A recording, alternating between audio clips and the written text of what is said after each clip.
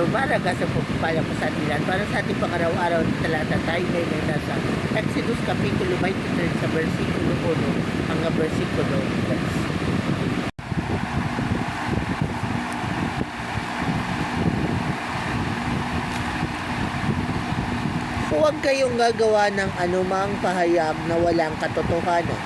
Huwag kayong magsisinungaling para lamang tulungan ng isang taong may kasalanan. Huwag kayong makikiisa sa paramihan sa paggawa ng masama o sa pag-adlang sa katarungan.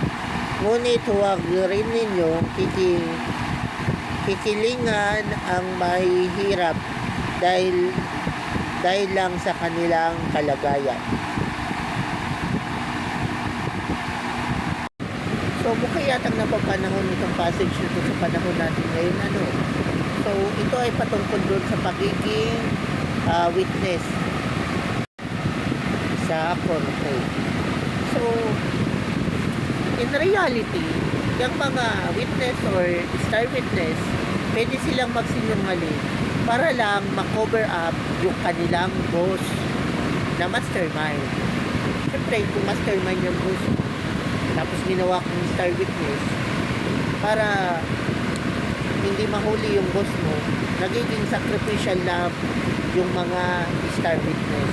Yan ang masakit na katotohanan dyan. So, sacrificial lang talaga sila. Or sacrificial pound. Or ang tawag doon, sacrificial phone. So, nagsisinungaling sila para ma-discarril o malihis yung pag-investigate.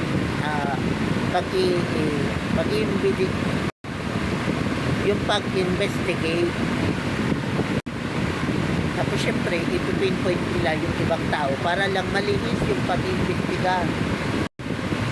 Nang sa ganun, yung boss nila na mastermind ay mapagtakpan.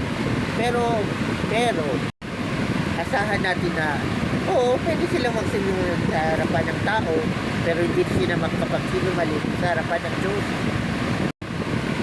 After all, tandaan natin na nature ni Lord yung pagiging righteous judge. So, kung talagang mananatili sila sa pagsisinungaling para lang ma-discarril ang mga investigation na nangyayari, para lang mapagtakpan ang kanilang boss na mastermind, kung asahan natin na si Lord na ang gagalaw, makakaroon na tayo ng mararanasan natin yung tinatawag na divine intervention. So, kaya ready na tayo sa divine intervention.